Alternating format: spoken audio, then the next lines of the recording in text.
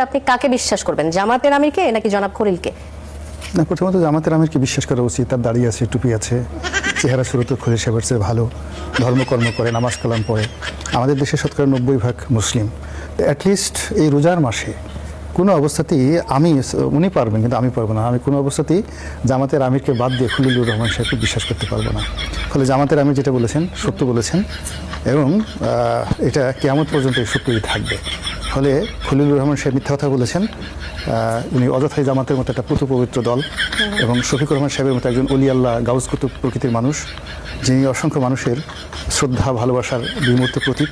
তিনি ফু দিলে অনেক মানুষের অন্তরে ঠান্ডা হয়ে যায় এবং তিনি যদি কারোর সঙ্গে মোশাহেফা করেন, হ্যান্ডশেক করেন, কাউকে জড়িয়ে ধরেন, অনেক ছোট ছোট শিশু তাদেরকে চুম্বন করেন, ওখানে একটা রহমত বরকতের যার মেলা বসে যায়। তো কাজী এরকম একজন জিন্দা অলি,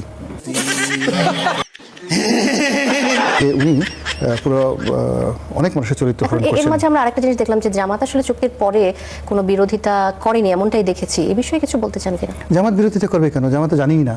আপনি চুক্তি হওয়ার পরে তো জামাত বলছে যে আমি তো কিছুই জানি না। তারা আগে সম্মতির বিষয়টি অস্বীকার করেছে। অস্বীকার তো করেছে, তার সঙ্গে সঙ্গে আপনি বোঝার চেষ্টা করেন শান্তা, জামাত একটা সত্যবাদী দল, দাউস কুতুব অলি আল্লাহদের দল।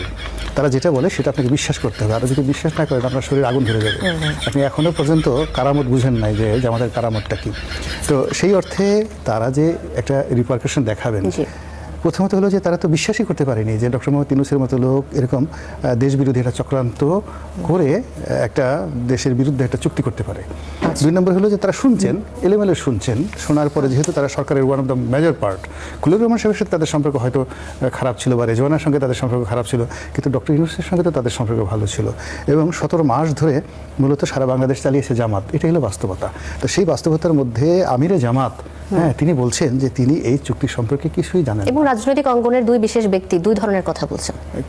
এটি আসলে এই যেমন খলিলুর রহমান এক ধরনের কথা বলছেন, জামাতের আমিরের কথার সাথে যে মিলল না। না, খলিলুর রহমান তো রাজনৈতিক ব্যক্তিত্ব ব্যক্তিগত কারণে কোনো মন্তব্য নাকি এটা আসলে কোনো চাপের কারণে তাদের এই ধরনের মন্তব্য আসতে পারে বলে মনে করেন? না, এটা যেটা হচ্ছিল প্রথমত হলো আপনি কথা প্রথমে জিজ্ঞেস করেছেন যে জামাত সত্য কথা বলেছেন। আমি বিশ্বাস করি জামাত সত্য কথা বলেছে, খলিলুর রহমান সাহেব মিথ্যা কথা বলেছে। এই জন্য জামাত খলিলুর রহমান সাহেবের গ্রেপ্তার দাবি করছে এবং খলিলুর রহমান সাহেবের সঙ্গে সম্ভবত সৈয়দা রেজওয়ানা হাসান সেও জড়িত এবং জামাত মনে করে যে সৈয়দা রেজওয়ানা হাসান এবং খলিলুর রহমান এই দুজনে মিলে নির্বাচনে ইঞ্জিনিয়ারিং করে জামাতকে ঠকিয়ে দিয়েছে।